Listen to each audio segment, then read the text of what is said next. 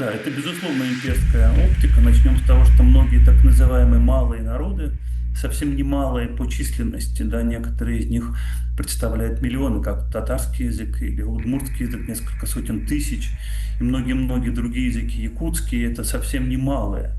Но даже если говорить и про народы, носители которых гораздо меньше, все равно малые звучит как обращение к некоторым младшим братьям. Так ведь это, конечно, политика и оптика московская, смотреть на окраины, как на тех, кто нуждается в помощи, может быть, в прикрытии, может быть, в защите, чтобы это не значило в современных условиях. Лингвисты давно избегают термина «малые народы», есть какие-то аналоги. Я бы тут привел в качестве параллели развития этих терминов в английском языке. Еще недавно, лет 30 назад, вполне существовал термин minority language, который, в общем, можно перевести как язык малого народа.